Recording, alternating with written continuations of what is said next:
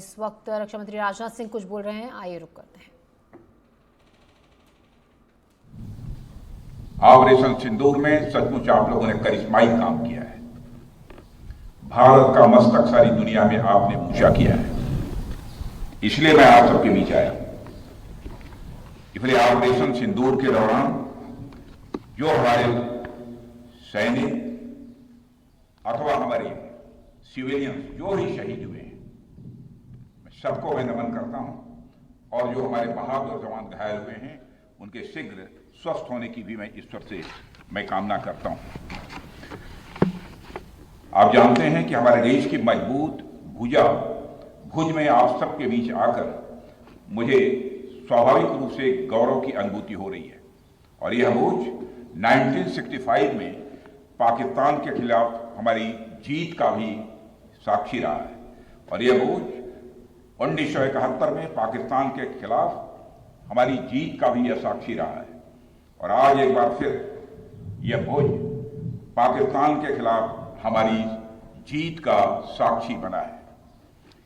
इसकी मिट्टी में देशभक्त की खुशबू है, और यहाँ के जवानों में भारत की सुरक्षा का एक अडिग संकल्प भी है। मैं आप सभी एयर वॉरियर्स, समस्त आर्म्ड फोर्सेस और अपने बीएसएफ के सभी जवानों का यहां पुनः अभिनंदन करता हूं।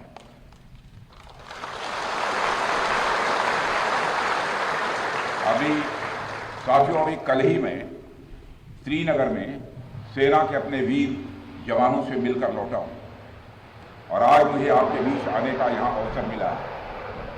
कल मैं भारत के उत्तरी भाग में जवानों से मिला, और आज मैं भारत के पश्चिमी भाग में अपने एयर वॉरियर्स और अन्य जवानों से भी यहां मिल रहा हूं। दोनों ही फ्रंट्स पर हाई एनर्जी और हाई जोश देखकर सच्चाई है कि मैं स्वयं को अपने को उत्साहित महसूस कर रहा हूं, और आश्वस्त हूं कि भारत की सीमाएं आप सभी के मजबूत भुजाओं से पूरी तरह से सुरक्षित है। ऑपरेशन सिंदूर, और मैं बताना चाहता हूं ऑपरेशन सिंदूर नाम किसने दिया? ऑपरेशन सिंदूर का नाम हमारे देश के यशस्वी प्रधानमंत्री आदरणीय नरेंद्र मोदी ने दिया, जो इसी जापान की धरती, इसी गुजरात की धरती पर गुजराती नाम से और ऑपरेशन सिंदूर के दौरान जो कुछ भी आपने किया है, समस्त हिंदुस्तानियों को, चाहे वो भारत के रहने वाले हों अथवा दुनिया के दूसरे देशों में रहने वाले हों, सभी गौरवान्वित हुए हैं। भारतीय वायुसेना के लिए सिर्फ 23 मिनट यह काफी थे पाकिस्तान की सरजमी पर पल रहे आतंक के अजगर को कुचलने के लिए, और वह आपने करके दिखाया है।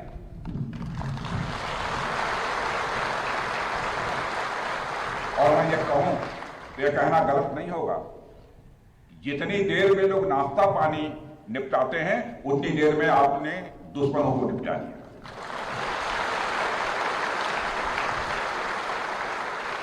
आपने दुश्मनों की जमीन पर जाकर आपने मिसाइलें गिराई है। उसकी गूंज केवल भारत की सीमाओं तक ही सीमित नहीं रही है, बल्कि सारी दुनिया ने सुना है मेरे दोस्तों, सारी दुनिया ने सुना। और वास्तव में वह गूंज सिर्फ मिसाइल्स की ही नहीं थी, वह गूंज थी आपके शौर्य की और भारत के सेना के जवानों के पराक्रम की। ऑपरेशन सिंदूर में भारतीय वायुसेना ने जो प्रभावी भूमिका निभाई है, उसकी सराहना इस देश में ही नहीं बल्कि दुनिया के दूसरे देशों में भी हो रही है। आपके इस ऑपरेशन में न केवल दुश्मनों को डोमिनेट किया है आपने, बल्कि उन्हें डेसिमेट करने में भी कामयाबी हासिल की है। आतंकवाद के खिलाफ चलाए गए इस अभियान को नेतृत्व हमारी एयरफोर्स ने ही किया, और हमारी एयरफोर्स एक ऐसी स्काई फोर्स है जिसने अपने शौर्य, पराक्रम और प्रताप से आसमान की नई और बुलंद ऊंचाइयों को भी छू लिया है। मैं chief air marshal AP Singh को भी इसके लिए मैं बधाई देना चाहता हूं, उनके पूरे ऑफिसर्स, उनके पूरे टीम, उनके सारे जवानों को भी मैं बधाई देता हूं। और साथियों, कोई छोटी बात नहीं है कि हमारी एयरफोर्स की पहुंच पाकिस्तान के हर कोने तक है, और ये बात पूरी तरह से साबित हो चुकी है तो हमारी तीनों फोर्सेस की, लेकिन आज एयरबेस पर आया हूं इसलिए मैं इसकी चर्चा कर रहा हूं। और आज स्थिति यह है कि भारत के फाइटर प्लेन बिना सरहद पार किए ही यहीं से उनके हर कोने तक सीधा प्रहार करने में पूरी तरह से सक्षम है। और पूरी दुनिया ने देख लिया है कि कैसे आपने पाकिस्तान की धरती पर मौजूद आतंकवाद के 9 ठिकानों को ध्वस्त कर दिया। बाद में की गई कार्रवाई में उनके अनेक एयरबेस भी तबाह कर दी गए। ऑपरेशन सिंदूर के दौरान इंडियन एयरफोर्स ने केवल पराक्रम ही नहीं दिखाया है, बल्कि पूरी दुनिया के सामने प्रमाण भी दिया है। प्रमाण इस बात का कि अब भारत की युद्ध नीति और टेक्नोलॉजी यानी तकनीक भी दोनों बदल चुकी है। आपने प्रधानमंत्री मोदी जी के नेतृत्व में नए भारत का संदेश पूरी दुनिया तक इस बार पहुंचा दिया है।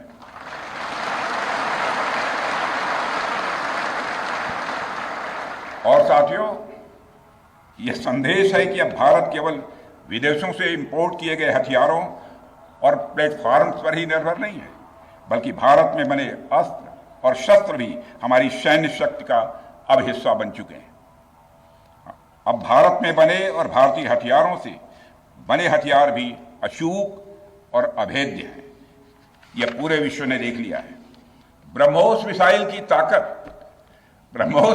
की ताकत को तो पाकिस्तान ने खुद स्वीकार कर लिया है। हमारे देश में एक कहावत काफी पुरानी है और वह है दिन में तारे दिखना।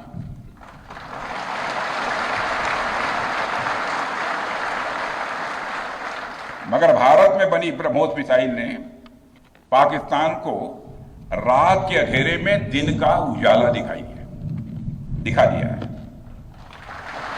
रात के अंधेरे में दिन का उजाला दिखा दिया है। भारत के जिस एयर डिफेंस सिस्टम की तारीफ हर तरफ हो रही है, उसमें डीआरडीओ द्वारा बनाए गए आकाश और अन्य राडार सिस्टम की जबरदस्त भूमिका रही है। साथियों, कई स्थानों पर हमारे नागरिक दुश्मन के ड्रोन आते देख भाग नहीं रहे थे, बल्कि हमारे एयर डिफेंस सिस्टम के हाथों उनको मार गिराने की वीडियो बना रहे थे।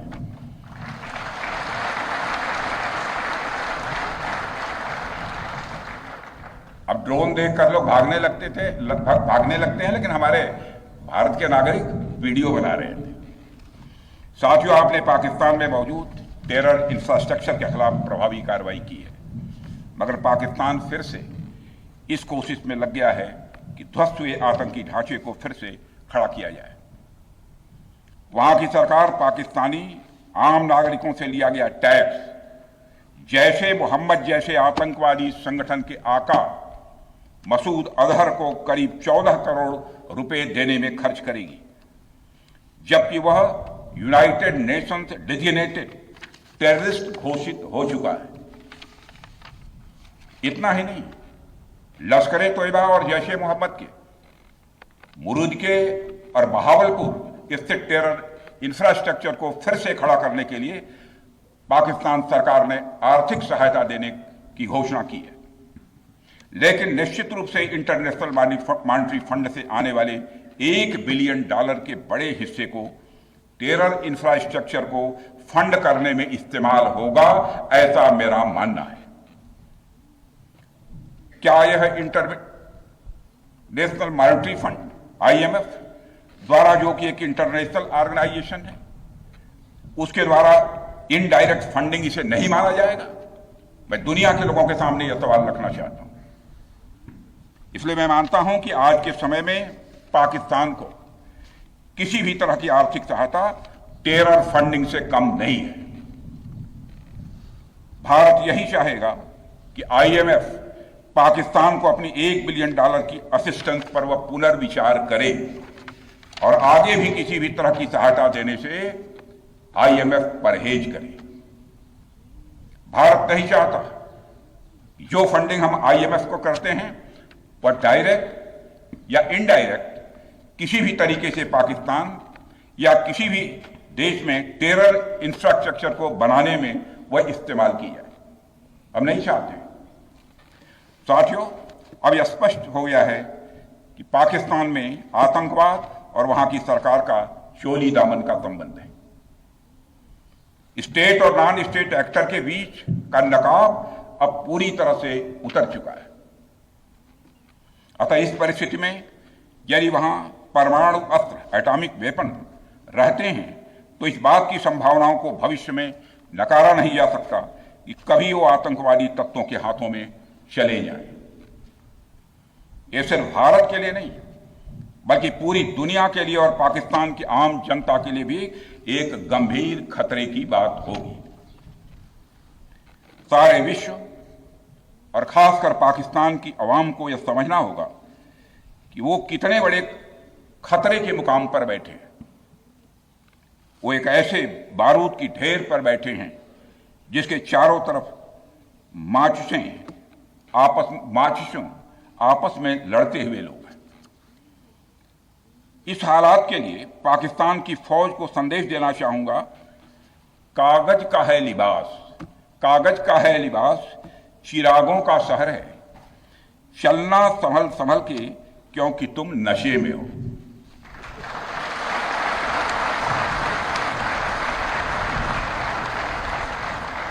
साथियों, अभी आपने जो पराक्रम दिखाया है उसकी चर्चा पूरी दुनिया में हो रही है। जैसा मैंने पहले भी कहा, आज भारत को वैश्विक मंच पर जो सम्मान मिल रहा है उसकी बुनियाद में यदि कहा जाए साफ तौर पर तो वह है आपका पराक्रम।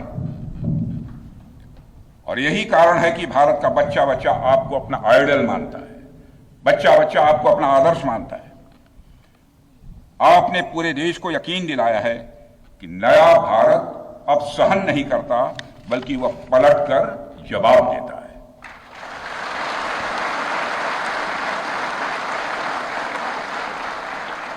मैं चाहे जितना कुछ भी बोलूं, लेकिन मेरे शब्द आपके कार्य को मापने में असमर्थ होंगे। मैं कृतज्ञ राष्ट्र की ओर से आप सबके प्रति पुनः आभार व्यक्त करता हूं। साथियों, अब आतंकवाद के विरुद्ध लड़ाई केवल सुरक्षा का विषय नहीं बल्कि नेशनल डिफेंस डॉक्ट्रिन का यह हिस्सा बन चुकी है। हम आपके साथ मिलकर इस प्रॉक्सी और हाइब्रिड वॉरफेयर को जड़ से समाप्त करेंगे। रक्षा मंत्री होने के नाते यह संकल्प मैं दोहराना चाहता हूं।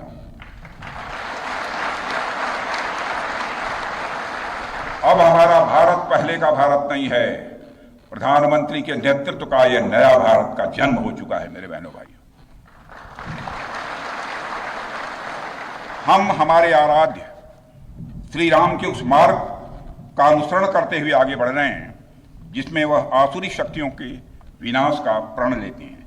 निश्चरहीन करऊं मही भुज उठाई पण कीन, अर्थात जिस प्रकार भगवान राम ने अपनी भुजाओं को उठाकर धरती को राक्षस विहीन करने का प्रण लिया था, ठीक उसी प्रकार श्री राम के आदर्शों का पालन करते हुए हमने भी आतंकवाद को जड़ से समाप्त करने का संकल्प लिया है।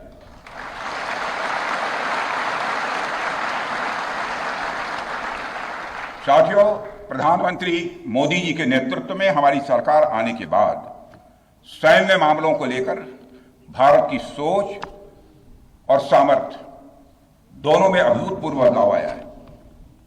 हम भगवान राम के उस सिद्धांत का पालन करते हैं, सठ संग विनय, कुटिल संग प्रीति, सहज कृपण संग सुंदर नीति, अर्थात दुष्ट के साथ विनम्रता, कुटिल के साथ सदाशयता और कंजूस के साथ उदारता का आचरण कभी भी नहीं करना चाहिए। मैं आप लोगों को भी बता रहा हूं, बल्कि सठे साठ्यम समाचरित या टिट फॉर टैट।